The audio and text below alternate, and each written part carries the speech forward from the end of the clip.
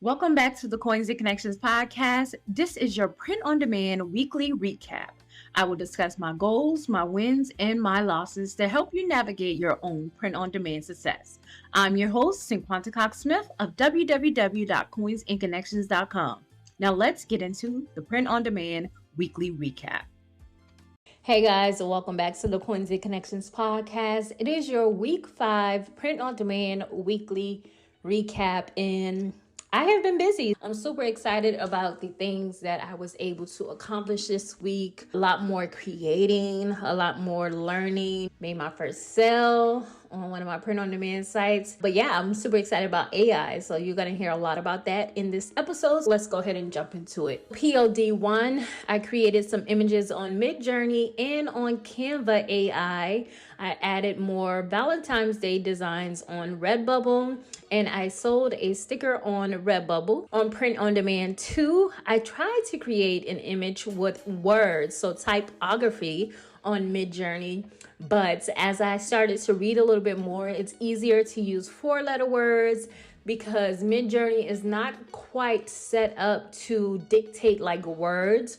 I have been doing a lot of researching just to see people who are like really interested in coding and things like that. How have they been navigating trying to get AI, these different AI sites to correctly do typography graphics on these different AI sites? So I am working on that, and I'm trying to see how I can get that to work. If it's 4 letters at first, that is something that I can work with and continue to try. Midjourney did give some tips and tricks and stuff with letters that are more than 4 letters, but I will try to tackle that next week. I uploaded more designs on Redbubble and on TeePublic. For some reason, my Redbubble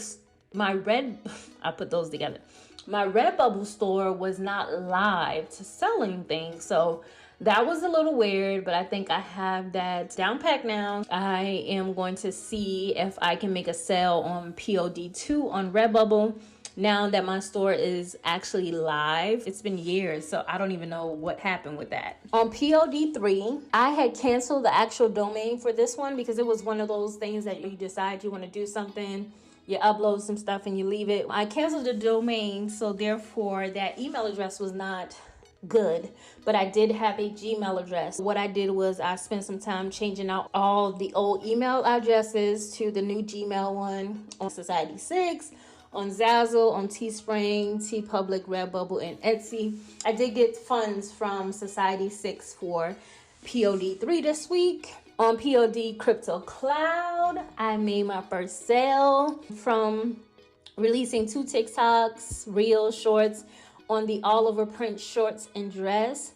One of the reels, most of the reels did really well, and from the reel I did make my first short sale on the Cloud Shorts. I'm super excited about that. I did create an AI image on Midjourney and I uploaded it to Redbubble. I'm also working on a tutorial for some of the AI sites because you guys are going to start to hear more people talk about it. I'm just taking you guys through my journey as well. P5 is the new store that have not quite yet decided what it will be. But as I continue to go on, I realize that I have so many ideas already. It might not be nothing new, more so something I need to go back to. I've been realizing that it might already be something that's in my wheelhouse that I create a lot of brands in my notes. I go from like domain name, I go from the statements, the quotes and things like that, and I say what I want to create in that brand. I have a lot of that in my phone that I've created from scratch, just from thoughts or things that I've had, so I may just use one of those. Then again, honorable mention, Coins and Connection. I sold a shirt on TeePublic. I sold a sticker on Redbubble.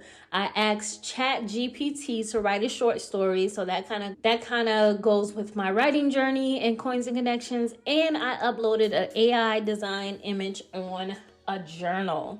I may go ahead and order that just to see what the quality truly is once we do it on AI and then put it on products, because that's the next step. Is these AI items of good quality when it's printed? That is one thing that I do want to test. I'm excited to go ahead and try that out because it's easy. It's easy to go ahead and put an image on a product, but if you're not testing your products, how do you know what your customers are getting? I know we cannot test every single product, but come on, be for real. And I really feel like this is one reason why people are fucking it up for others. I look at so many different Etsy shops that I know are print on demand that really screw it up for people who want to support brands. It's like that thing. It's like, can I be a blind POD? Yeah, if you can provide amazing customer service and actually give the customers what they want, it won't matter. This is why my shop has been able to stay open for this long. But it goes in effect where when someone sees a shop similar and you're trying to charge $12 for a shirt to make it seem like that is the price, it's very telling. There's always a few people that messes it up for everyone else because they just are money hungry. And I just feel like it's going to get worse. Eventually, you will need to just go ahead and bring your brand off of these sites, but continue to build your following and things like that to see where you can go in this industry. But that is pretty much my week 5 update. Much good things that are happening. I'm excited to see what to look forward to next week. And until next time. Thanks so much for listening to the Print on Demand Weekly Recap. Don't forget to subscribe to the podcast and my YouTube channel, Cinquanta Cox-Smith, to learn more about print on demand. Follow me on Instagram at Cinquanta Cox-Smith, TikTok at Cinquanta Cox-Smith _. Visit coinsandconnections.com to shop all merch and use code COINS for 10% off your order. I love you more than I love this podcast. Peace.